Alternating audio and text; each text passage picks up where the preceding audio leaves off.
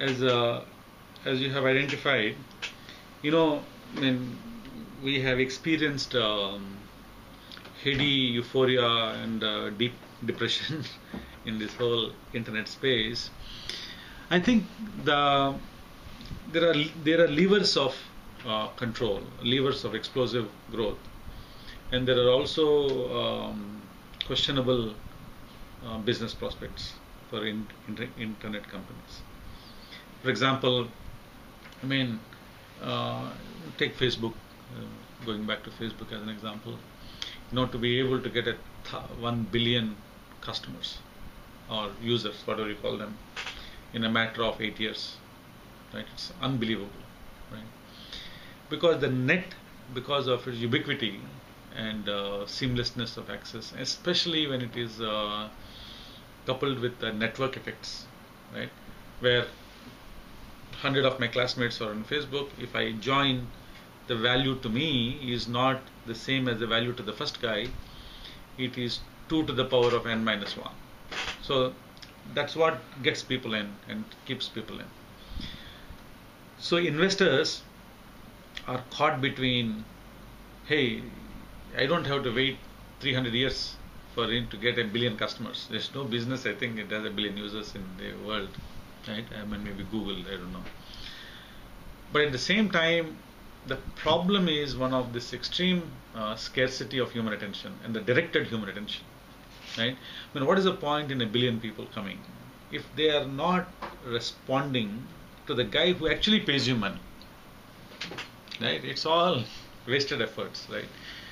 And then the investor community looks at that, then it gets depressed.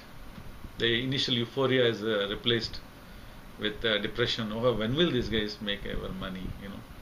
You have the same problem with Amazon.com. You have $15 billion of sales, and last quarter they produced about 7 million in income, right?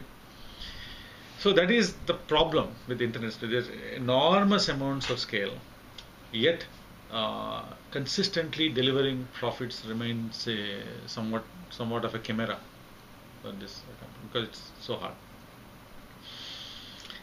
So our own metrics in terms of in India at least, we are close to 7 to 8 million unique visitors per month and 25 million unique visits a month. We have the largest number of SMEs advertising in the online space, about 75,000 across India. We have 14 offices across India.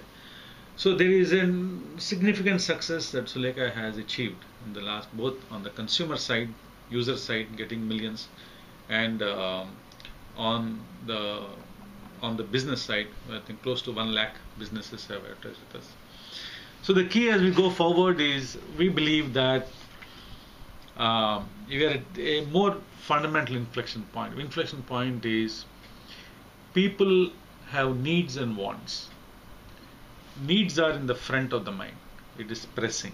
It is demanding a solution right now, right? And you're all out for it.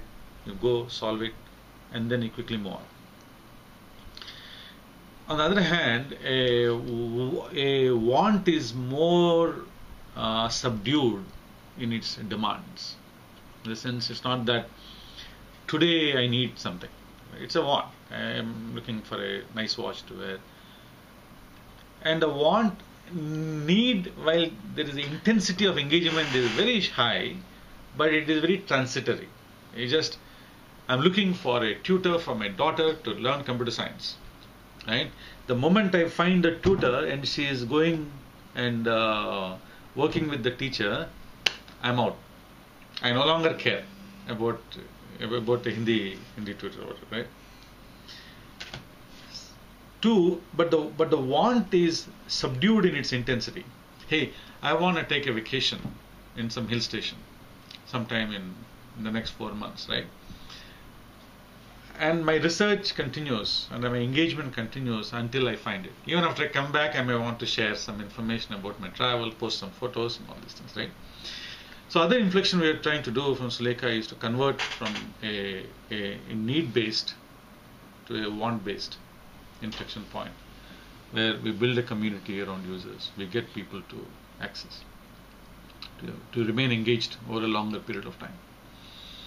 Because most of the time, even if you look at Google, Google is a very need-driven service, right?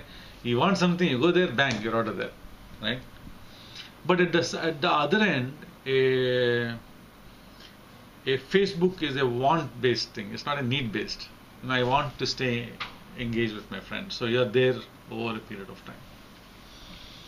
So we're trying to do both. Is take our need-based users and convert them into want-based marketplaces.